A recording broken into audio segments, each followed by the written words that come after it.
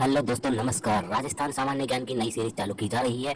इसके द्वारा राजस्थान में होने वाली सभी प्रतियोगी परीक्षाओं के लिए जो महत्वपूर्ण प्रश्न है उन्हें शामिल किया गया है। ये आपके लिए रीट और आरएएस, पटवारी, वीडियो, चतुर्थ श्रेणी कर्मचारी, एसएससी और रोडवेज कंडक्टर, बस चालक और अन्य जो भी परीक्षाएं होती है जिसमें राजस्थान सामान्य ज्ञान के सवाल आते हैं उनके लिए बहुत ही महत्वपूर्ण सीरीज है। इसके द्वारा आप सरलता से अपनी महत्वपूर्ण ज्ञान जो कि राजस्थान संबंधी है को आप मजबूत कर सकते हैं। और महत्वपूर्ण सीरीज का आप अधिक से अधिक मात्रा में रिविजन करने से क्या होता है कि आपके सटीकता के साथ उत्तर देने की तत्परता बढ़ती है और इसके साथ आप देख सकते हैं आपकी तैयारी कितनी मजबूत है।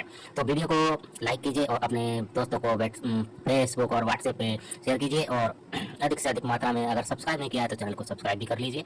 और ऐसे अन्य महत्वपूर्ण जानकारियों के लिए और प्रश्नों के लिए, मॉडल पेपर के लिए हमारे चैनल पर प्ले लिस्ट बनाई गई है। प्ले लिस्ट से जाकर के आप विभिन्न प्ले लिस्ट को देख सकते हैं। वीडियो देखने के लिए आपका बहुत धन्यवाद। चलिए देखते हैं आज का प्रश्न पत्र।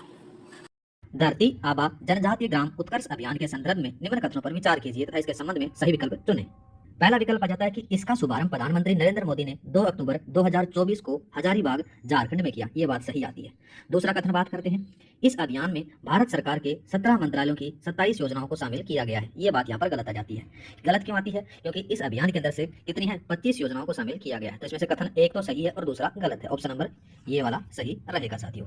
ठीक है, नेक्स्ट बात करते हैं। नेक्स्ट क्वेश्चन आ जाता है कि 12 अक्टूबर को किसे राष्ट्रीय महिला आयोग के अध्यक्ष के रूप में नियुक्त किया गया। तो याद रखना उनका सही आंसर रहता है विजय किशोर राहटकर। ठीक है, नेक्स्ट बात करते हैं।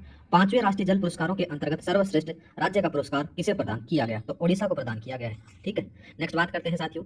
पदक विजेता पैरा ओलंपिक खिलाड़ी व उसके संबंधी जो खेल है उनके बारे में बात की गई है और साथ में इसमें पूछा गया असुमेलित युगम बताना है। तो असुमेलित युगम के बारे में बात करें तो नीतीश कुमार का संबंध बैडमिंटन से है। ठीक है, हरविंदर सिंह का है, ये यहाँ पर किया जाता है, हरविंदर सिंह का है तीरंदाजी से। ये याद रखना किससे जाता है? तीरंदाजी से। ये ऑप्शन यहाँ पर गलत आ जाता है। अजीत सिंह का भाला फेंक से है, योगेश कथुनिया का है डेस्क थ्रो से। ठीक है, ऑप्शन नंबर सेकंड वाला आपका ऑप्शन है। नेक्स्ट बात करते हैं।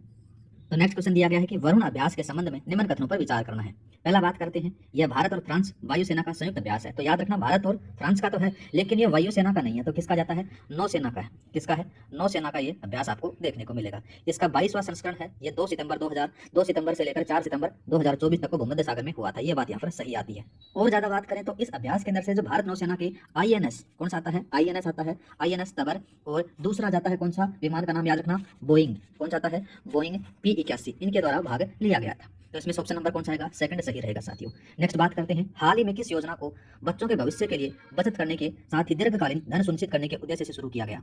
तो इसका जो सही आंसर आ जाता है वात्सल्य योजना। वात्सल्य योजना की जो शुरुआत होती है ना वो 24 सितंबर को होती है। 24 सितंबर कब है? 24 सितंबर के बारे में बात करें तो 24 सितंबर 2024 को नई दिल्ली से इस स्कीम को स्टार्ट किया जाता है। और इस स्कीम के उद्देश्य के बारे में बात करें तो वात्सल्य स्कीम के द्वारा माता पिता पेंशन खाते में निवेश करके अपने बच्चों के भविष्य के लिए बचत करने के साथ में ही दीर्घकालीन धन सुनिश्चित करने की अनुमति देती है। पात्रता के बारे में बात करें तो 18 वर्ष तक की आयु के सभी नाबालिग नागरिकों के खाते खोलने के लिए पात्र होंगे। ठीक है, और प्रावधान क्या रखा गया है कि मिनिमम जो है आपका कितना होना चाहिए? 1 साल का 1000 रुपये डिपॉजिट होना चाहिए उस खाते के अंदर से। आगे बात करते हैं साथियों, हाल ही में सेमिकॉन इंडिया का उद्घाटन कहाँ किया गया? तो सेमिकॉन इंडिया का जो उद्घाटन किया गया ना साथियों वो किया गया ग्रेटर नोएडा में। नेक्स्ट बात करते हैं, वर्ष 2022 के लिए किसे 54वां Dada Saheb Phalke life time achievement पुरस्कार दिया गया? तो मिथुन चक्रवर्ती को दिया गया साथियों। ठीक है, नेक्स्ट बात करते हैं, परमाणु ऊर्जा विभाग कॉन्क्लेव के पहले संस्करण का आयोजन कहाँ किया गया? तो कहाँ पर किया गया? इसका जो सही आंसर आ जाता है वो भुवनेश्वर में इसका आयोजन होता है। नेक्स्ट बात करते हैं साथियों। नेक्स्ट क्वेश्चन आ जाता है कि निम्न कथनों पर विचार कीजिए। पहला कथन दे रखा है कि देश की कुल अक्षय ऊर्जा क्षमता का 10 अक्टूबर 2024 तक 200 गीगावाट से ऊपर आकलन किया गया। ठीक बात है। अक्षय ऊर्जा की यह क्षमता देश की कुल स्थापित क्षमता का 46.3% है। ये बात भी सही है। नेक्स्ट बात करते हैं, अक्षय ऊर्जा की सूची में राजस्थान 29.98 गीगावाट उत्पादन के साथ में शीर्ष राज्य है। ये बात भी सही आती है। तो ऑप्शन कौन सा रहेगा इसमें? पहला, दूसरा, तीसरा, चारों के चारों। नेक्स्ट बात करते हैं, रीजनिंग का सवाल आता है साथियों। तो सवाल दिया गया है, देखो $P बराबर दे रखा है P² + Q² माइनस का PQ और दोबारा से दूसरा दे रखा है P@Q बराबर PQ माइनस P- Q दे रखा है। तो इसका मान इसके द्वारा पूछा गया है। तो पहले अपन किसमें लगाएंगे? ये वाला नियम लगा देंगे। इसके अंदर से क्या किस प्रकार से करेंगे? तो देखो 3 गुणा 6 आ जाता है, 3 गुणा 6 आ गया, माइनस का 3 माइनस का 6 आ जाता है, ये इसके साथ में 16 हो गया। जब इसकी वैल्यू यहाँ पर निकल कर आएगी ना साथियों वो कितनी आ जाती है? वो आ जाती है $9.4 आ जाती है। इस वाली कंडीशन के अंदर अप्लाई करेंगे तो 9 का कितना आ जाता है? 36। और फिर बात करें तो 9 का जाता है 81, 4 का जाता है 16 और फिर माइनस का कितना जाता है? इधर बात करें तो P और 9 तो 36 आ जाता है, माइनस का 36। तो आंसर जो आपका निकल कर आएगा वो 61 निकल कर आएगा। नेक्स्ट बात करते हैं। नेक्स्ट क्वेश्चन दिया गया है कि भाग का जो अर्थ है वो माइनस और माइनस का अर्थ है वो प्लस और प्लस और गुणा का अर्थ है वो भाग है और प्लस का अर्थ है वो गुणा है। तो निम्नलिखित में से कौन सा समीकरण सही है? तो इस समीकरण के अंदर से जब ये वैल्यू चेंज जो साइन चेंज करते हैं तो इसका जो सही आंसर निकल कर आएगा वो ये निकल कर आएगा। नेक्स्ट बात करते हैं, लुप पद ज्ञात करना है। लुप पद के बारे में बात करनी है तो किस प्रकार से आपका कौन सा आंसर निकल कर आएगा? वो आएगा सतंतर। नेक्स्ट बात करते हैं साथियों, यहाँ पर एक दिया गया है, नीचे दिए गए 3 समीकरणों में से पहले 2 समीकरणों को एक निश्चित प्रणाली के आधार पर हल किया गया है। उसी प्रणाली का पालन करते हुए तीसरे समीकरण को आपको हल करना है। सीधी सी बात करें तो यहाँ पर किस प्रकार से हल किया गया देखो साथियों, पहले अपन इसको सोल्व करके देखते हैं। जैसे 3 गुणा 9 आ जाता है और प्लस का 1 आ जाता है और बटे 2 आ जाता है, तो यहाँ पर 14 आ रहा है ना, ये कितना जाता है, ये 9 के 27, 27 और 28 बटा 2 आता है, तो ये 14 आ गया। तो कौन सा लगाया, ये वाला लगेगा। नेक्स्ट बात करते हैं साथियों, संलग्न चित्र में लुप्त संख्या ज्ञात कीजिए। तो इसका जो सही आंसर रहेगा वो 625 रहने वाला है। नेक्स्ट बात करते हैं, निम्नलिखित समीकरण को समतुल्य बनाने के लिए इसमें किन दो चिन्हों को परस्पर बदलना चाहिए। तो इसका जो सही आंसर आएगा ना वो दूसरे वाला आएगा। किस प्रकार से आएगा देखो, 7 आ जाता है, 7 को मल्टीप्लाई 3 कर दिया गया, माइनस का यहाँ पर भाग के साथ में चला जाता है, प्लस आ गया 5 और माइनस का जाता है 2 बराबर, आप इसको 6 कर सकते हो, ये आंसर आराम से निकल जाएगा। नेक्स्ट बात करते हैं, दिए गए 3 समीकरणों में से पहले 2 समीकरणों को एक निश्चित प्रणाली के आधार पर हल किया गया है, उसी प्रणाली का पालन करते हुए तीसरे समीकरण को हल कीजिए।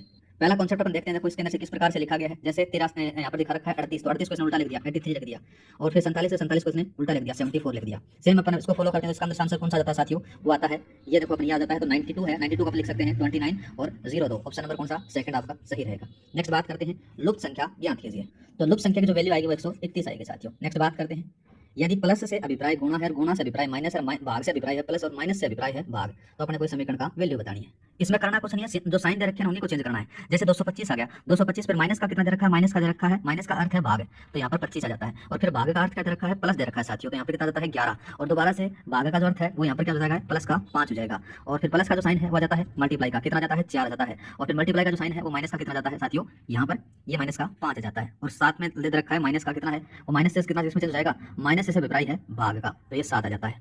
इसको जब अपन सोल्व करेंगे तो ये 35 आएगा, और 35 में 7 का भाग दोगे तो 5 आपका आंसर आ जाएगा। ठीक है, नेक्स्ट बात करते हैं, निम्न प्रश्न में दिए गए विकल्पों में प्रश्नवाचक चिन्ह के स्थान पर आने वाली संख्या ज्ञात करनी है। इसके अंदर से ज्यादा कोई कॉन्सेप्ट नहीं लगाना है। जैसे ए के अंदर से आपने 3 ऐड किया, डी आ गया, डी में आपने 3 ऐड किया, कितना आ गया, जी आ गया। वैसे अपन बात करें तो डी के अंदर से आपने 3 ऐड किया, 3 नहीं करना, अब की बार 5 ऐड करना है, तो 5 ऐड करोगे तो क्या जाता है, आई आ जाता है, और आई में 5 और ऐड करोगे तो क्या जाता है, एन आ जाता है।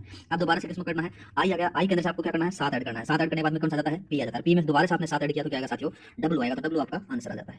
नेक्स्ट बात करते हैं, नेक्स्ट क्वेश्चन दिया गया है, यदि एक काल्पनिक भाषा में अंकों को इस प्रकार से दे रखा है, 0 से लेकर 9 तक को क्रमशः इस प्रकार से लिखा गया है, तो प्रतिस्थापित किया जाता है तथा 21 को एन में लिखा जाता है, तो इसका वैल्यू आपको बतानी है। मतलब जहाँ पर एस की जगह जो वैल्यू दे रखी है वो यहाँ पर रख सकते हो, और रखने के बाद में जो आपका आंसर निकल कर आएगा वो आ जाता है वो एल आर आएगा। नेक्स्ट बात करते हैं, निम्न समीकरण में किन संख्याओं को चिन्ह को स्थानों को परस्पर बदल देने दिया जाता है तो समीकरण संतुलित हो जाता है। तो साथियों इसका जो आंसर निकल कर आएगा वो आएगा 4, 8 माइनस और मल्टीप्लाई वाला। ठीक है, नेक्स्ट बात करते हैं, यहाँ पर दे रखा है, निम्न प्रश्न में दिए गए विकल्पों में प्रश्नवाचक चिन्ह के स्थान पर आने वाली संख्या ज्ञात कीजिए। देखो ज्यादा कोई कॉन्सेप्ट नहीं लगाना, सी की वैल्यू कितनी आती है, 3 आती है, एच की कितनी आती है, 8 आती है, और आर की कितनी आती है, 18 आती है, और इधर एम के बारे में बात करें तो 13 आ जाती है, और ई के बारे में बात करें तो कितनी आती है, 5 आती है।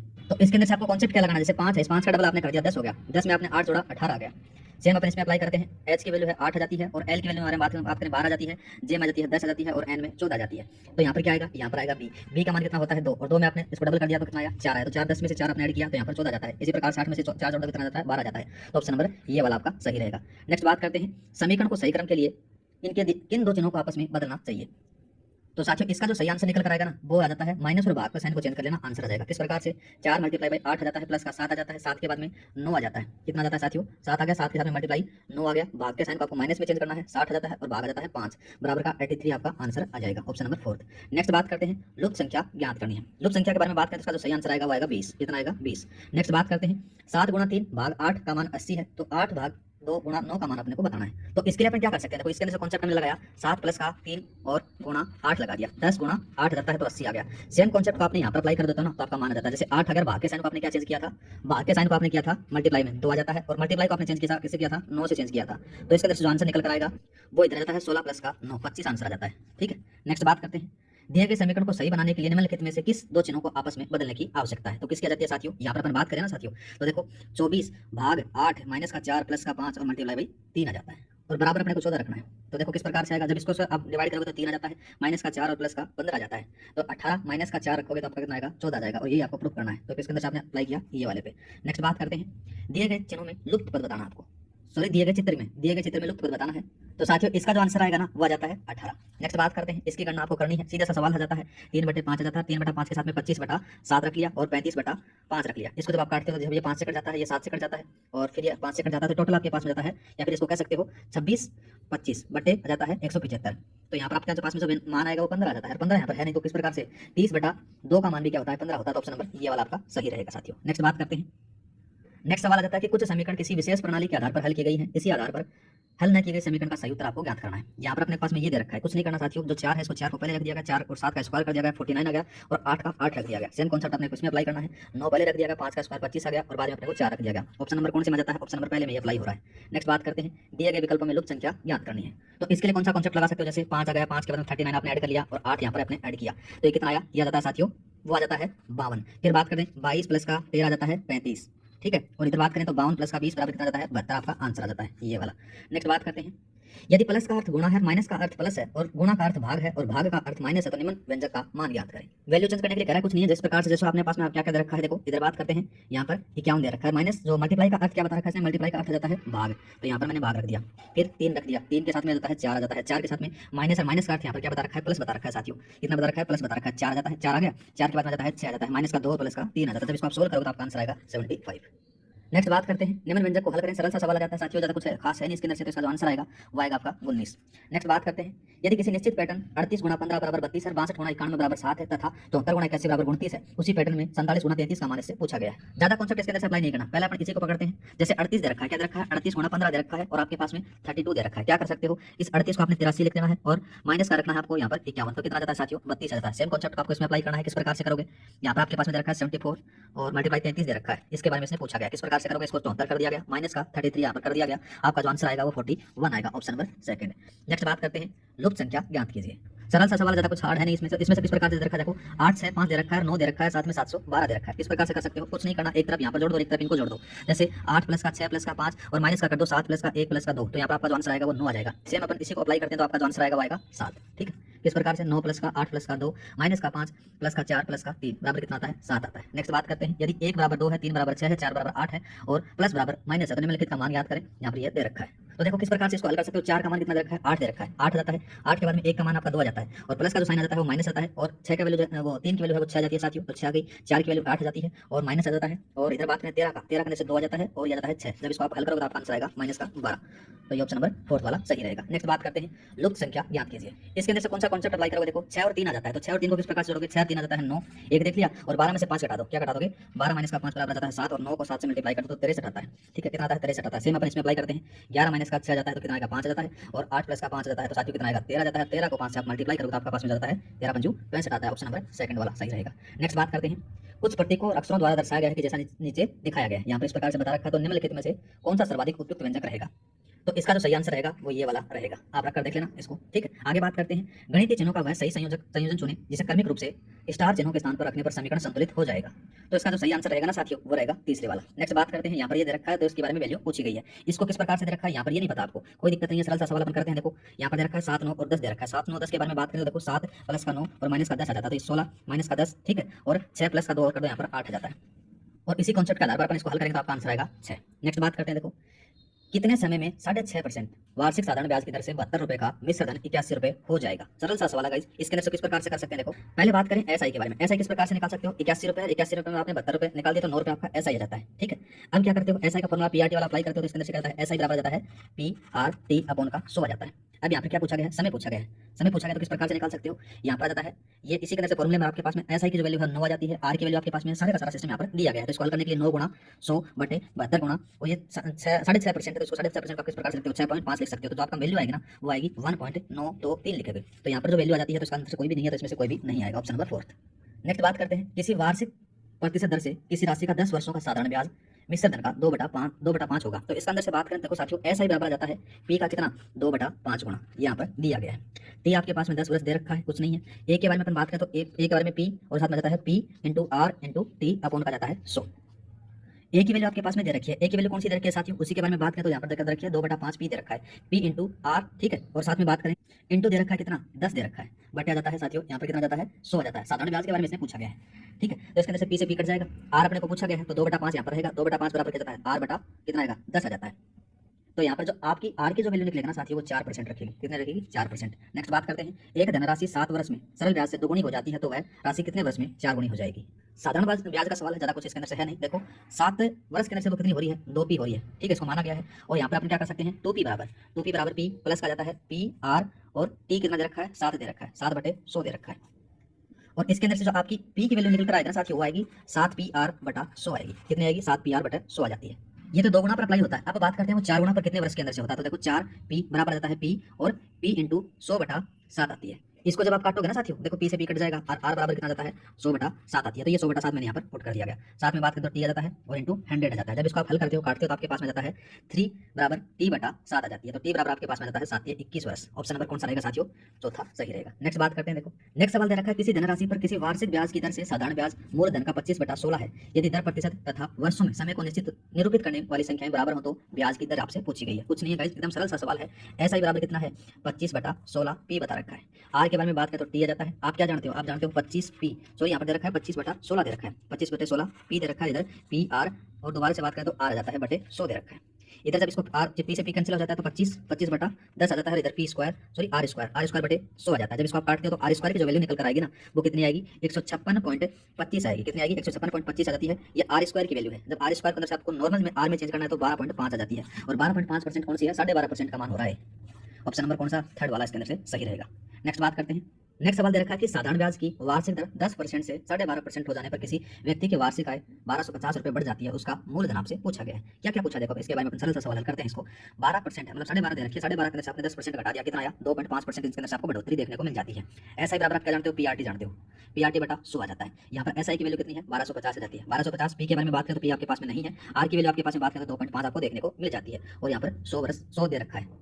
और इसने क्या पूछा है, एक वर्ष के बारे में पूछा, वार्षिक आय के बारे में। तो अपने को टी का मान है वो आपके पास में 1 आ जाता है, ज्यादा कोई खास है नहीं इसके अंदर से। तो 1250 है तो 100 जीरो 2 जीरो इधर आ जाते हैं और यहाँ पर जाता है 2.5 और ये जाता है पी की वैल्यू। तो पी की जो वैल्यू आपके पास में आएगी साथियों वो आएगी 50,000 रुपये। नेक्स्ट बात करते हैं, ए ने बी को 2500 रुपये तथा बी उसी समय सी को कुछ राशि 7% वार्षिक साधारण ब्याज की दर से उधार दी।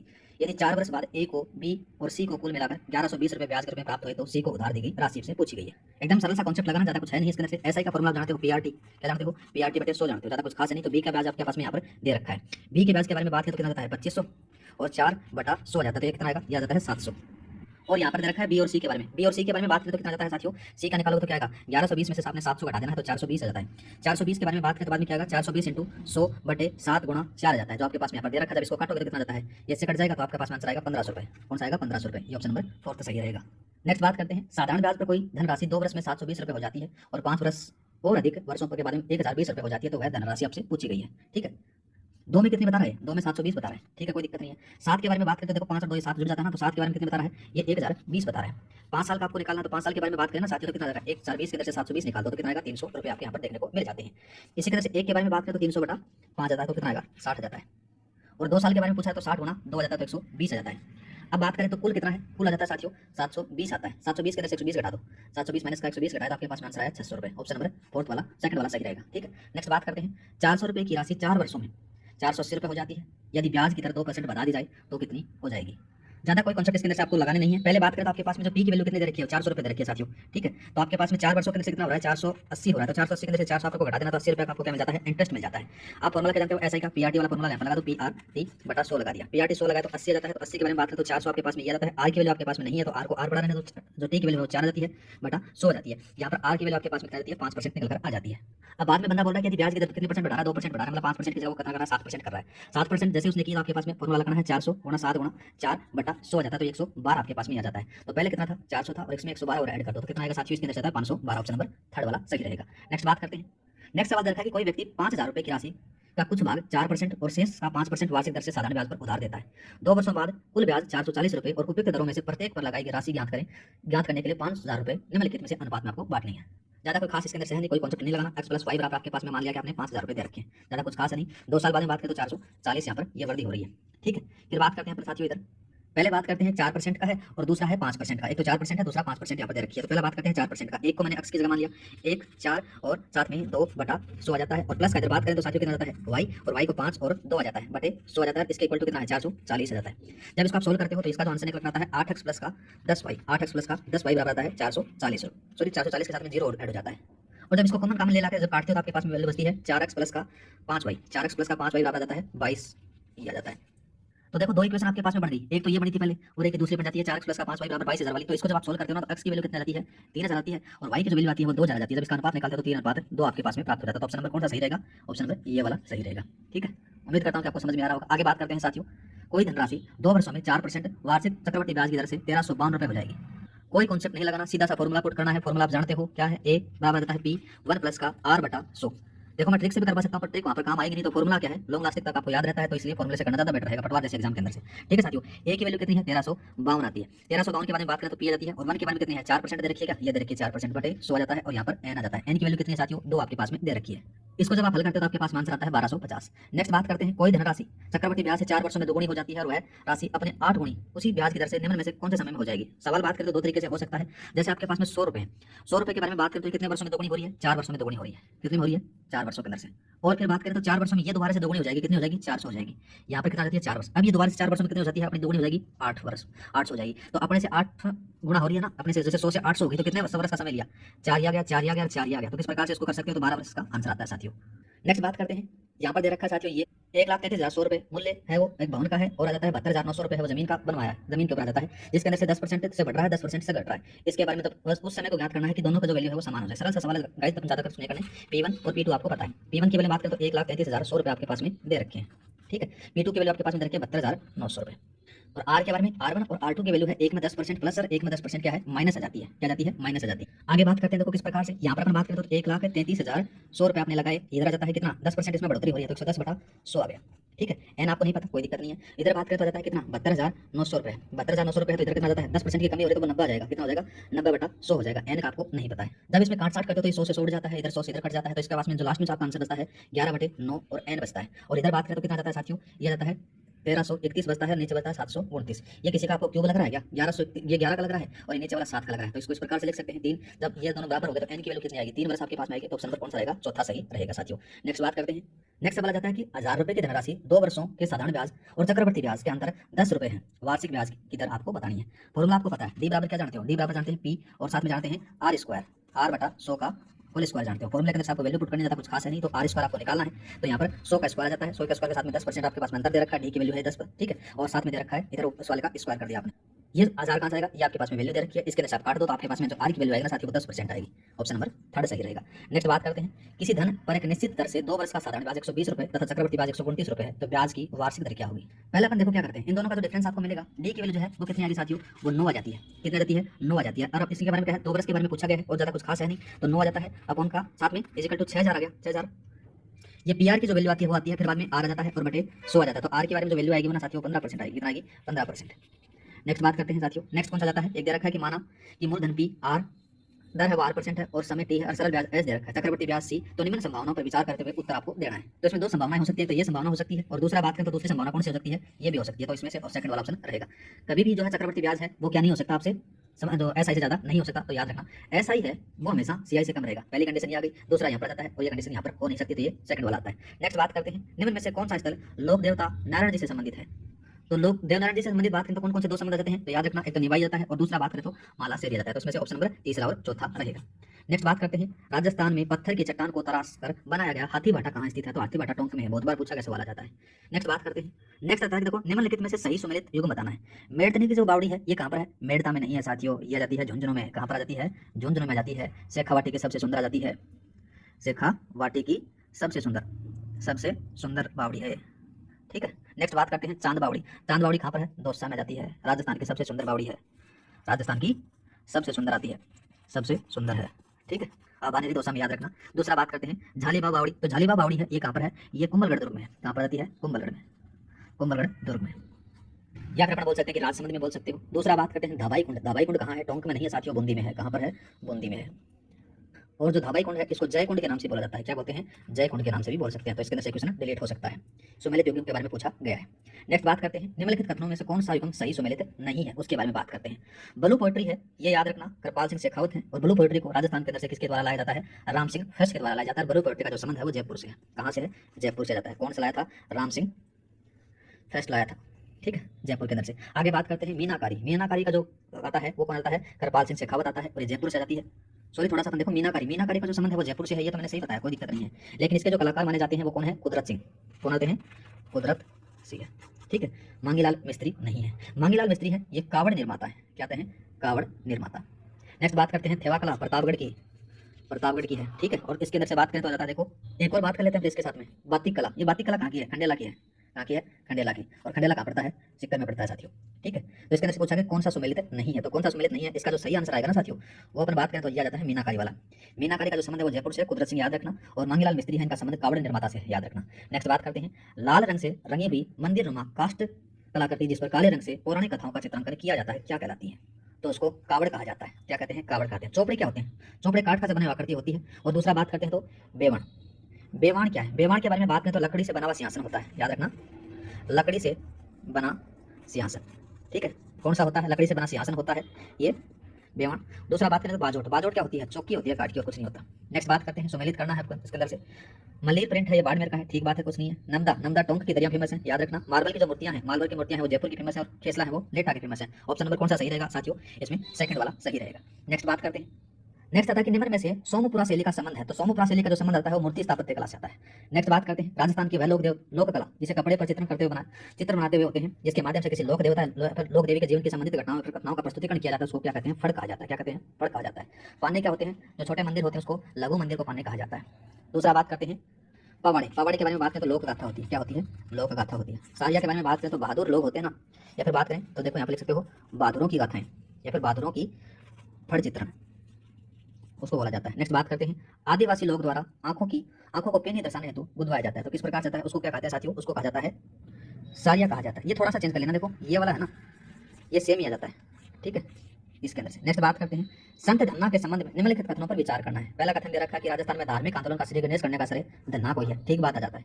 इनका जन्म अलवर जिले में हुआ है, ये यहाँ पर गलत आती है, अलवर में नहीं हुआ साथियों, टोंक में हुआ है। टोंक कहाँ पर? टोंक, दोनी तहसील धुआंकला गांव के अंदर से। दूसरा बात करते हैं, यह गुरु रामानंद के शिष्य थे, ये बात भी ठीक है। सगुण उपासक थे, ये बात भी ठीक आ जाती है। तो इसके अंदर से जो ऑप्शन नंबर कौन कौन सा सही आता है उसके बारे में पूछा गया कि सत्य कथन के बारे में बताना है। यहाँ पर जो सगुण है ये नहीं आएंगे, इसमें से 1 और 3 आएगा। नेक्स्ट बात करते हैं, बड़ी शेखावटी हवेलियों में मवेशियों को रखने जाने वाली जगह को क्या कहते हैं? तो उनको नोरा कहा जाता है, हमारी तरफ नोरा कहते हैं। नोरा में भैंस बांध करा लो, ठीक है। दूसरों की तरफ ज्यादा कहते हैं बैठक होती है ना, तो जहाँ पर मेहमान आते हैं उनको बैठाने के लिए गेस्ट रूम होता है ना, उसको क्या कहते हैं? बैठक कहते हैं। ये जिस भी भाई ने लगाया तो पोड़ गलत है, ठीक है, पोड़ नहीं है, नोरा होता है उस तरफ। नेक्स्ट बात करते हैं साथियों, नेक्स्ट क्वेश्चन दे रखा है कि सूची 1 को सूची 2 के साथ में सम्मिलित कीजिए और नीचे दिए कोटों में संयुक्त का चयन करना अपने को। गंगा दशहरा मेला भरतपुर का है, कामा का, कोई दिक्कत नहीं है। फूलडोल मेला है, ये भीलवाड़ा का है, ठीक है। कल्पवृक्ष जो मेला है वो कहाँ का जाता है? कल्पवृक्ष ऐसा है, ये मंगलियावास का जाता है। गोगा जी का मेला नोहर हनुमानगढ़ का जाता है, तो इसके अंदर से कौन सा सही रहेगा? इसमें रहेगा तीसरे वाला। नेक्स्ट बात करते हैं, कार्तिक पूर्णिमा को कपिल धरा मेले का आयोजन कहाँ होता है? तो इसका जो सही आंसर रहेगा वो 12 में लगता है। 12 में ज्यादा पूछे तो नाम याद रखना, नाहरगढ़ गांव है। कहाँ पर? नाहरगढ़ गांव के अंदर से इस मेले का आयोजन होता है। नेक्स्ट बात करते हैं, झूलेलाल जी का जन्म उत्सव के रूप में मनाया जाता है, चेटी चंडे के रूप में मनाया जाता है। नेक्स्ट बात करते हैं, निम्नलिखित कथनों में सही सुमेलित कथनों में से उपयुक्त कथन का अपने को बात करनी है। आखा तीज है वो वैशाख शुक्ल तृतीया को मनाई जाती है, कोई दिक्कत नहीं है। सातुड़ी तीज है वो भाद्र कर्षण को मनाई जाती है, भाद्र कर्षण तृतीया को मनाई जाती है, तो ये बात यहाँ पर गलत आती है। छोटी तीज है वो श्रावण शुक्ल तृतीया को मनाई जाती है, तो इसमें पहला और तीसरा सही है, पहला और तीसरा इसमें सही है। नेक्स्ट बात करते हैं, लाल्या काल्या का मेला कहाँ आयोजित होता है? तो लाल्या काल्या का जो मेला है ना साथियों, वो होता है कहाँ पर साथियों? अजमेर में। नेक्स्ट बात करते हैं, निम्नलिखित में से कौन सा युग चैत्र माह के त्योहारों से संबंधित नहीं है? दुलंडी है, बुढ़ला है, ठीक बात आती है। रामनवमी हनुमान जयंती, ये बात भी ठीक आती है। महाशिवरात्रि तिल चौथी, ये बात यहाँ पर गलत आती है। तो इसका जो सही आंसर है ये कहाँ पर बनाई जाती है? ये माघ कर्षण पक्ष कौन सी को? चतुर्थी को बनाई जाती है, ठीक है, ये याद रखना। सिंजारा गणगौर जाता है, इसमें आज जो है वो जो सुमेलित नहीं है वो पूछा गया, तो इसमें आंसर कौन सा रहेगा? ये वाला। नेक्स्ट बात करते हैं, श्रद्धा पक्ष बनाया जाता है, तो जो श्रद्धा पक्ष है वो भाद्रपद पूर्णिमा से आश्विन अमावस्या तक बनाया जाता है, ठीक है। नेक्स्ट बात करते हैं, गागरोन दुर्ग के संदर्भ में निम्नलिखित कथनों पर आपने को विचार करना है। पहला कथन दे रखा है कि महमूद खिलजी प्रथम ने इसका नाम मुस्तफाबाद किया था, ठीक बात आती है। 1444 के ऊपर आक्रमण करता है, इसके ऊपर इसको जीत लेता है, जीतने के बाद में इसका नाम चेंज कर देता है और नाम लिया जाता है। संत हमूदुद्दीन की दरगाह इस दुर्ग में, ये बात भी ठीक आती है। तो ऑप्शन नंबर पहला और दूसरा आपके दोनों सही है। नेक्स्ट बात करते हैं, शेखावाटी का हवा महल कहाँ स्थित है? तो जो शेखावाटी का हवा महल है वो झुंझुनू के अंदर से है, और उसका नाम क्या है? खेतड़ी है। क्या जाता है? खेतड़ी, या फिर पूरा नाम बात करें तो खेतड़ी महल कहाँ पर है? झुंझुनू में, ये याद रखना बस। नेक्स्ट बात करते हैं, निम्नलिखित में से पृथ्वीराज रासो नामक ग्रंथ के संदर्भ में निम्न कथनों पर विचार करें और सत्य कथन को पहचानें। पहला कथन जाता है, यह इस ग्रंथ के रचयिता कविराज श्यामलदास है, तो ये बात यहाँ पर गलत आ जाती है। पृथ्वीराज रासो के जो रचयिता हैं वो कौन आ जाते हैं? उनके बारे में बात करें तो नाम याद रखना, चंद्र बरदाई, ठीक है। दूसरा बात करते हैं तो जो कविराज श्यामलदास के द्वारा जो प्रमुख जो रचना है वो वीर विनोद है, कौन सी आ जाती है? वीर विनोद आ जाती है, ये भी थोड़ा सा याद रखना। नेक्स्ट बात करते हैं, इस ग्रंथ की भाषा है पिंगला जाती है, ठीक बात है। दूसरा बात करें, इस ग्रंथ में से पृथ्वीराज चौहान तृतीय और तराइन के युद्धों की जानकारी प्राप्त होती है, ये बात भी यहाँ पर सही आती है। तो ऑप्शन नंबर कौन सा? दूसरा और तीसरा आपके ऑप्शन सही रहेंगे। नेक्स्ट बात करते हैं, निम्न में से सम्मिलित कीजिए। तो पहला कथन दे रखा है, देखो रचना हमीर रासो की रचना है, रचनाकार है ये सारंगधर। खुमाण रासो है, दलपत विजय जाते हैं। दोला मारूरा दुहा है, कवि कल्लोल आ जाते हैं। कौन आते हैं?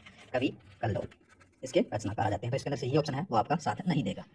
हरिरस के बारे में बात करते हैं, बात कोई दिक्कत नहीं है, सही आ जाती है। तो इसमें से सही सुमेलित नहीं है वो पूछा गया, तो आपने यहाँ पर टिक लगा दिया। नेक्स्ट बात करते हैं, निम्न में से किस रचना में गिरि सुमेल तथा धर्मत के युद्ध का उल्लेख मिलता है? तो इसका जो सही आंसर रहेगा वो रहेगा सूरज प्रकाश। तो इन चारों के ऑप्शनों के बारे में बात कर लेते हैं। पहला जाता है रणमल छंद है, इसके जो रचनाकार आते हैं श्रीधर व्यास आते हैं, ठीक है। ढोला मारू रदुआ है, ये एक प्रेम कहानी है, तो इसके जो रचनाकार हैं वो आ जाते हैं कवि कल्लोल। ठीक है। नेक्स्ट बात करते हैं संगत रासो। संगत रासो का जो रचनाकार आ जाता है वो कवि गिरधर आता है। ठीक है साथियों। नेक्स्ट बात करते हैं निम्न में से किस रचना की तुलना अबुल फजल करत आईने अकबरी में की जाती है। तो किस में की जाती है, तो याद रखना मारवाड़ा परगनारी विगत में की जाती है। नेक्स्ट बात करते हैं निम्न में से कौन सा सही सुमेलित नहीं है। तो जो डांग नृत्य है वो होली पर किया जाता है, ठीक बात है। ढक है वो भी बसंत पंचमी पर किया जाता है। झूमर है वो भी मांगलिक अवसरों पर किया जाता है। पेजन, पेजन कहाँ पर किया जाता है, पेजन दिवाली पर किया जाता है। कब किया जाता है, दीपावली पर। ठीक है, ये याद रखना।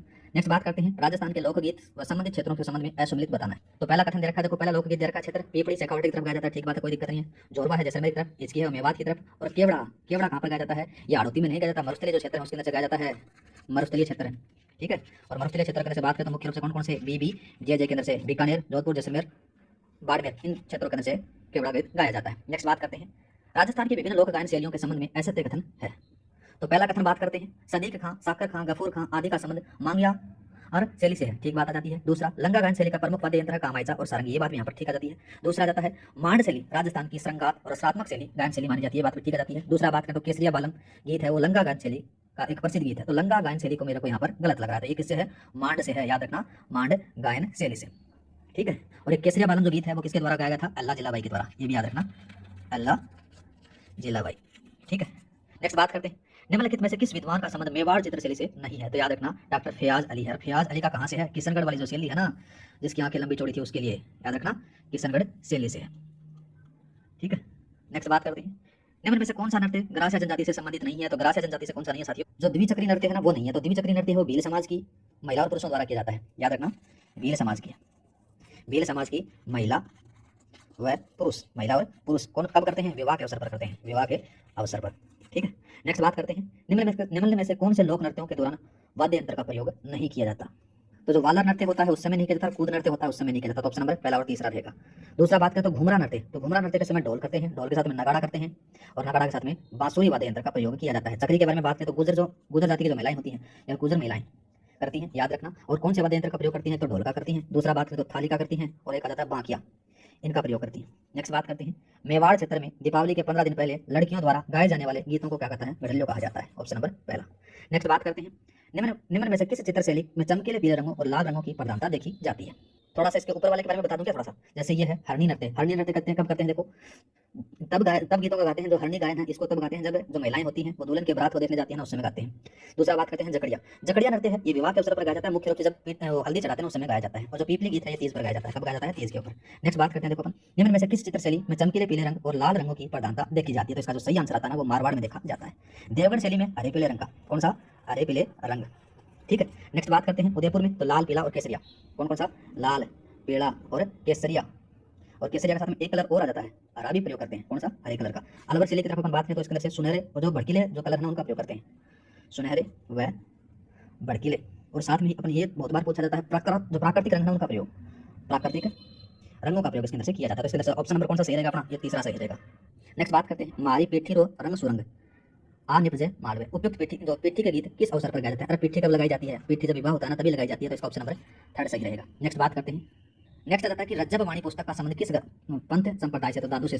आगे बात करते हैं निम्न में से कौन सा युगम सही सुमेलित है। ज्वाला माता है ना वो जोबनेर में है, ठीक है, जिसके अंदर से बात करें यहाँ पर कृषि विश्वविद्यालय भी बना हुआ, ज्योग्राफी के बारे में अपन देखेंगे किस प्रकार से क्या क्या चीजें हो। सिरे मंदिर है, सिरे मंदिर कहाँ पर है, जालोर में है।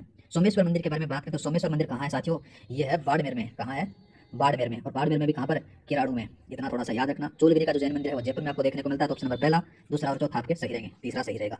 नेक्स्ट बात करते हैं नेक्स्ट आता है कि निम्न में से कौन सा ठिकाना मेवाड़ की चित्रांकन शैली का केंद्र नहीं था, बर नहीं था। नेक्स्ट बात करते हैं साथियों निम्नलिखित में से कौन भक्ति मार्ग के निगुण पथ के अनुयायी थे। तो कौन कौन से थे, तो लालदास जी थे, दूसरे जम्बो जी थे और तीसरा आता है सुंदरदास जी, तीनों थे। अगरदास जी इसके अंदर से नहीं थे, तो इसके अंदर से पहला, दूसरा और तीसरा, पहला दूसरा तीसरा कौन सा है, ऑप्शन नंबर 4 आपका सही रहेगा। नेक्स्ट बात करते हैं वैष्णव की सर्वप्रधान गद्दी या फिर गलता के संस्थापक कौन माने जाते हैं, करसनदास प्रहरी माने जाते हैं। नेक्स्ट बात करते हैं सुमेलित कीजिए। तो जहार पीर है इनको कहा जाता है, गोगा जी को कहा जाता है, ठीक है। शिव का जो अवतार माना जाता है वो तेजा जी को माना जाता है। लक्ष्मण का अवतार बाबू जी को माना जाता है और राम सा पीर है वो किनको कहते हैं, रामदेव जी को कहते हैं, तो ऑप्शन नंबर तीसरा आपका सही रहेगा। नेक्स्ट बात करते हैं राजस्थान में ओरण क्या है। रविंद्र सिंह भाटी के द्वारा जो चलाया गया था ओरण बचाओ प्रोग्राम वो यही आता है, इसके अंदर से क्या जाता है, पश्चिमी राजस्थान के पवित्र उपवन से संबंधित आ जाता है। नेक्स्ट बात करते हैं राजस्थान के किसान खेत जोतते समय परंपरागत रूप से किस लोक देवता की जीवनी के गीत गाते हैं। तो किसके गाते हैं, याद रखना तेजा जी के गाते हैं।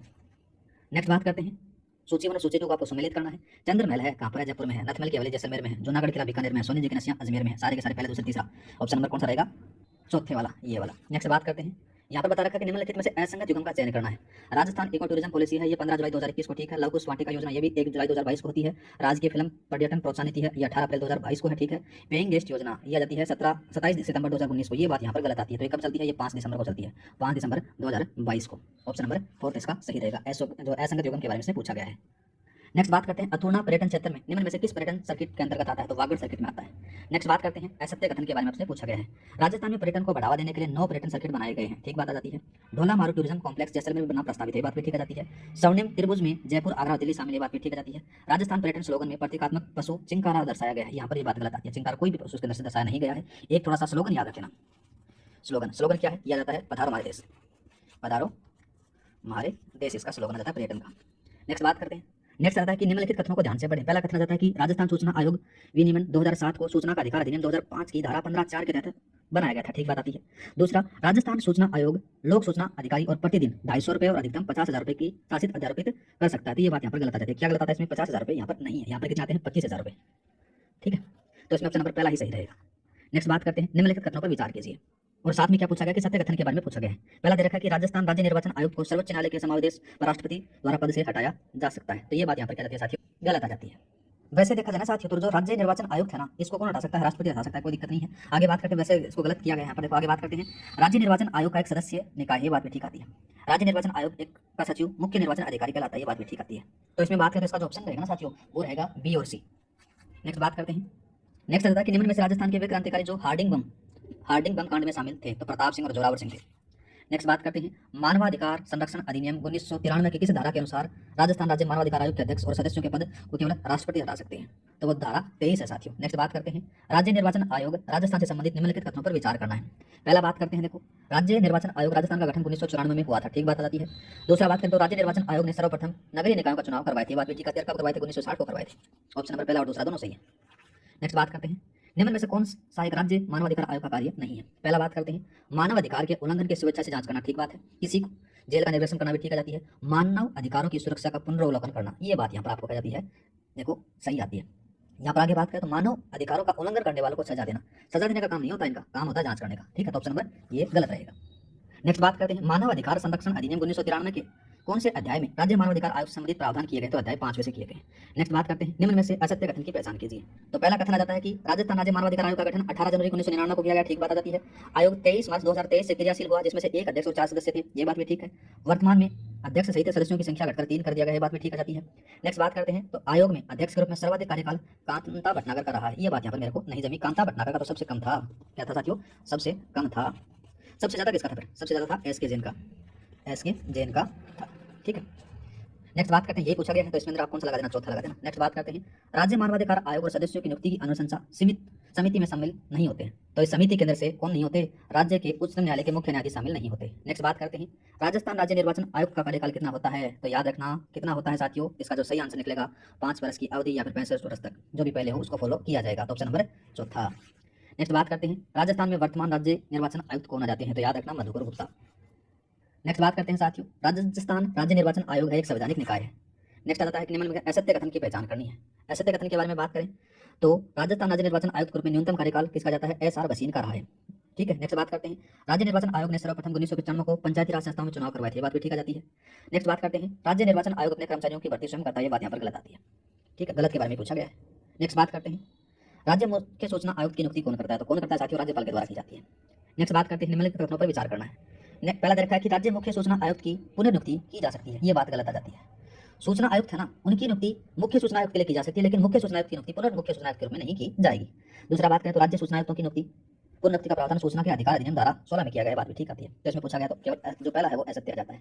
नेक्स्ट बात करते हैं साथियों, नेक्स्ट आ जाता है कि राजस्थान में न्यूनतम कार्यकाल वाले कार्यवाहक मुख्य सूचना आयुक्त कौन थे? तो नाम याद रखना, राजेंद्र बरबड़ थे।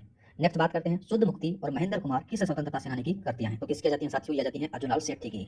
नेक्स्ट बात करते हैं, निम्न में से असुमेलित है। पहला आ जाता है कि जयपुर फुट के जनक आ जाते हैं प्रमोद कर्ण सेठी, ठीक आ जाते हैं। बानसूर के जो शहीद हैं वो मेजर पेरू सिंह। मेजर पेरू सिंह का जो संबंध है ना साथियों, ये अपने जोजनों से है। पेरू सिंह से नाम सुना होगा जोजन वालों ने, ठीक है। तो ये इसका सही रहेगा। नेक्स्ट बात करते हैं, निम्नांकित संस्था में उसके संस्थापकों को सही सम्मिलित नहीं है। पहला बात करते हैं, नारियल आश्रम में रामनारायण चौधरी का, ठीक बात है। भील सेवा मंडल का है वो। नेक्स्ट आ जाता है साथियों देखो बेल सेवा मंडल की तो अमरलाल विठलदास ठक्कर, ठीक बात आ जाती है। हरिजन सेवा समिति डूंगरपुर, यहाँ पर हरिभाव उपाध्याय दे रखा है तो यहाँ पर बात गलत आ जाती है। तो किनके द्वारा की गई थी? भोगीलाल पांड्या, याद रखना किनके द्वारा? भोगीलाल पांड्या के द्वारा। ठीक है, नेक्स्ट बात करते हैं तो उसमें ऑप्शन नंबर कौन सा रहेगा आपका? ये रहेगा। नेक्स्ट बात करते हैं निम्न में से असुमेलित है, तो असुमेलित के बारे में बात करें तो राजस्थान के लोहा पुरुष दामोदर दास राठी, ठीक बात है। राजस्थान का यूलेसिस दुर्गादास राठौड़, राजस्थान का मंगल पांडे अमरचंद भाटिया, ठीक है। राजस्थान की मांड मल्लिका, मांड मल्लिका है ये कौन है? अहिल्या जिलाबाई है। गौरी बाई कौन है? गौरी बाई तो राजस्थान की मीरा, राजस्थान की मीरा है, ठीक है। तो यहाँ पर जाता है अल्लाह जिलाई बाई है, ठीक है। तो इसमें ऑप्शन नंबर कौन सा रहेगा आपका? ये रहेगा। नेक्स्ट बात करते हैं साथियों, हिंदी के क्वेश्चन आ चुके हैं। किस विकल्प में मुहावरे का सही अर्थ नहीं है? पहला बात करते हैं, देखो यहाँ पर दे रखा है कि गुड़ गोबर करना, गंदगी फैलाना, ये बात यहाँ पर गलत आ जाती है, काम बिगाड़ देना। दूसरा बात करते हैं किस विकल्प में मुहावरे का सही अर्थ नहीं है? गांठ बांधने वाले का नहीं है। मुट्ठी गर्म करना, रिश्वत देना, ठीक है। नेक्स्ट बात करते हैं किस विकल्प में मुहावरे का सही अर्थ नहीं है? अंधेरे का उजाला इसने लग रखा है, लेकिन कौन सा होगा? यहाँ पर जाता है अक्कल पर पत्थर फोड़ना, बुद्धि भ्रष्ट होना, ये इसका सही अर्थ होता है। मूर्ख होना नहीं होता है, ऑप्शन नंबर 30 दूसरा। नेक्स्ट बात करते हैं इनमें से किस विकल्प में सही शब्द शुद्ध है? तो इसके अंदर से बात करें, इसका जो सही आंसर आता है महात्म्य जीवा और प्रज्वलित आ जाते हैं। नेक्स्ट बात करते हैं साथियों इनमें से किस विकल्प में सभी शब्द शुद्ध अशुद्ध है? इसके बारे में इसने पूछा गया। तो दूसरा आता है सदोपदेश आ जाता है, अनाधिकृत प्रतीक आ जाता है। नेक्स्ट बात करते हैं साथियों, नेक्स्ट आता है कि किस विकल्प में सभी शब्द शुद्ध इसके द्वारा पूछा गया है? तो आशीर्वाद और उषा है। नेक्स्ट बात करते हैं अशुद्ध बरतने वाला विकल्प चुनना है, तो अशुद्ध विकल्प जाता है वो तीरे पाना जाता है, ठीक है। नेक्स्ट बात करते हैं शुद्ध वाक्य छांटिए, शुद्ध वाक्य जाता है रामायण हमारा भक्ति ग्रंथ है। नेक्स्ट बात करते हैं निम्न में से अशुद्ध वाक्य का चयन कीजिए, तो अशुद्ध वाक्य का जाता है सत्य बोलना उसकी आदत था, ठीक है। नेक्स्ट बात करते हैं, नेक्स्ट देखते हैं कि निम्न में से कौन सा वाक्य शुद्ध है? तो शुद्ध कौन सा आएगा? यह 10 रुपये का नोट है। शुद्ध वाक्य को छांटिए, शुद्ध वाक्य जाता है यहाँ गाय का शुद्ध घी मिलता है। नेक्स्ट बात करते हैं द्वंद्व समास का उदाहरण नहीं है, द्वंद्व समास का जो उदाहरण कौन सा नहीं है? मोटा ताजा नहीं है साथियों। नेक्स्ट बात करते हैं निम्न में से बहुव्रीहि समास का उदाहरण नहीं है, तो बहुव्रीहि समास का जो उदाहरण कौन सा नहीं है साथियों? तो याद रखना कार्तिल लता। नेक्स्ट बात करते हैं कौन सा सामासिक पद नहीं सही नहीं है? तो उसके बारे में बात करें तो इसके अंदर कौन सा आएगा? क्रोधाग्नि, अग्नि में क्रोध आ जाता है। नेक्स्ट बात करते हैं साथियों कौन सा विकल्प तत्पुरुष समास का नहीं है? तो तत्पुरुष समास का कौन सा नहीं है? लोहागढ़। नेक्स्ट बात करते हैं निम्न में से सुमेलित विकल्प नहीं है, तो कौन सा नहीं है साथियों? याद रखना इसका सही आता है यज्ञ के लिए निर्धारित अग्नि हवि। नेक्स्ट बात करते हैं कौन सा विकल्प सुमेलित नहीं है? तो कौन सा नहीं है? यह जाता है प्राणों पर संकट लाने वाला घातक होता है। नेक्स्ट बात करते हैं जिस भूमि में कुछ भी उत्पन्न होता हो वाक्यांश के लिए उपयुक्त शब्द होगा, तो क्या होगा? उसके लिए उत्सर्ग कहते हैं उसको। नेक्स्ट बात करते हैं कौन सा विकल्प असुमेलित है? तो कौन सा जाता है? तो याद रखना इसका जो सही आंसर रहेगा उत्तर पूर्व के बीच की दिशा को उदीची कहा जाता है। नेक्स्ट बात करते हैं साथियों, ये आ गया आपका इंग्लिश का। तो एंटोनिम पूछा गया है, तो देखो सबसे पहले बात करें तो पहला नाम आता है डेफिसिट। डेफिसिट के बारे में तो इसका मतलब होता है कमी, ठीक है। तो इसका जो सही आंसर जाता है कौन सा आएगा साथियों? वह जाता है सरप्लस। सरप्लस का मतलब क्या होता है? इसको बोल सकते हैं अतिरिक्त, अतिरिक्त। एंटोनिम पूछा गया तो याद रखना, ऊपर वाले को थोड़ा सा मैं बता देता हूँ, इसका मतलब होता है जरूरत से ज्यादा। क्या होता है? जरूरत से ज्यादा। दूसरा बात करें तो दूसरा वाला एक्टिव का आपको बताइए कि सक्रिय होता है। नीचे वाला कशोर के बारे में बात करें तो आश्वासन, ठीक है। नेक्स्ट बात करते हैं, नेक्स्ट आता है कि कंसिपिक्यूअस के बारे में पूछा गया, तो इसका मतलब क्या होता है साथियों? इसका मतलब होता है विशिष्ट। क्या होता है? विशिष्ट होता है। तो इसका जो एंटोनिम बात करें तो क्या होता है? इनसिग्निफिकेंट हो जाता है, बोले तो तुच्छ। क्या होता है? तुच्छ हो जाता है। इंडिफरेंट के बारे में बात करें तो उदासीन अपन बोल सकते हैं। क्या बोल सकते हैं? इसको उदासीन बोल सकते हैं। हार्मलेस के बारे में बात करें तो हानि रहित, इसको बोल सकते हो हानि रहित जाता है। दूसरा बात करें तो जाता है इसको बोलते हैं स्पष्ट। क्या बोला जाता है? स्पष्ट बोला जाता है। नेक्स्ट बात करते हैं, नेक्स्ट आता है साथियों वेग। वेग का मतलब होता है अस्पष्ट। क्या होता है? अस्पष्ट होता है। नो का मतलब होता है जानना, ठीक है। इसका मतलब आपको पता है कि प्रकाशित करना होता है। क्या होता है? प्रकाशित करना। पॉपुलर का मतलब होता है प्रसिद्ध, ठीक है। और इसका जो आएगा डेफिनेट, ये मतलब हो सकते हो निश्चित, निश्चित। नेक्स्ट बात करते हैं, नेक्स्ट आता है साथियों कंसोलिडेट। कंसोलिडेट का मतलब क्या होता है? संगठित बोल सकते हैं अपन इसको। क्या बोल सकते हैं? संगठित कह सकते हैं, संगठित। तो इसका जो सही एंटोनिम रहेगा ना वो कौन सा जाता है? वो जाता है वीकेंड, कमजोर, ठीक है। इधर बात करें आइसोलेट का मतलब होता है पृथक्करण करना, अलग करना, अलग करना। दूसरा आता है डिवाइड का मतलब होता है कमजोर, इसको भी बोल सकते हैं। इसको थोड़ा सा अपन देखो, इसका मतलब होता है विभाजित करना। सही क्या होता है? विभाजित करना होता है। और दूसरे वाले के बारे में बात करें आइडेंटिटी होता है, इसका मतलब होता है पहचान। ऑप्शन नंबर अपना कौन सा सही रहा? ये सेकंड वाला था। नेक्स्ट बात करते हैं, नेक्स्ट आता है साथियों टिमिड। टिमिड का मतलब क्या होता है? टिमिड का मतलब होता है कायर। क्या होता है? कायर होता है। और दूसरा आता है डैशिंग। डैशिंग का मतलब क्या होता है? जोशीला, जोशीला। जैसे वैकेंसी निकलती है ना, इसके अंदर क्या होता है कि अभी मैं फाड़ दूंगा वगैरह सारा अंदर आपके अंदर से जोश आ जाता है, ठीक है, वैसा ही होता है। और दूसरा बात करते हैं आउटगोइंग। आउटगोइंग मतलब बाहर जाने वाला, बाहर जाने वाला आता है। बोल्ड के बारे में बात करें तो बोल्ड का मतलब होता है साहसी, यही अपना उत्तर आ जाता है कायर का, ठीक है। नेक्स्ट आता है सिवलरस। सिवलरस का मतलब होता है शौर्यवान। क्या होता है? शौर्यवान होता है साथियों, शौर्यवान, ठीक है। अब आता है अपना पैसेज। पैसेज पढ़ लेना साथियों, आपको पीडीएफ फाइल मिल जाएगी, ठीक है। तो इसका जो सही आंसर रहेगा पैसेज के अंदर से वो तीसरे वाला रहेगा। नेक्स्ट बात करते हैं, इस नेक्स्ट क्वेश्चन के बारे में बात करें तो नेक्स्ट वाले का कौन सा आता है? डू हिज जो प्रॉपर्ली आ जाता है। और तीसरा बात करें तो नेक्स्ट वाला कौन सा लिखोगे? नेक्स्ट वाला का आंसर आता है फोर्थ वाला, ये वाला जाता है। और इधर बात करते हैं तो इसके अंदर से बात करें तो पैसेज आपको पढ़ना पड़ेगा, अपने पास में समय है नहीं तो फुलफिल फिलामेंट पर्पज उसके लिए आ जाता है। और नेक्स्ट आ जाता है साथियों कौन सा आएगा? ये 150 के अंदर से बात कर जाता है टू परफॉर्म आ जाता है। दोस्तों वीडियो देखने के लिए आपका बहुत बहुत धन्यवाद, और हमें कमेंट करके बताइए आपको वीडियो कैसा लगा, और वीडियो को लाइक कीजिए, शेयर कीजिए, और चैनल को सब्सक्राइब नहीं किया है तो सब्सक्राइब भी कर लीजिए।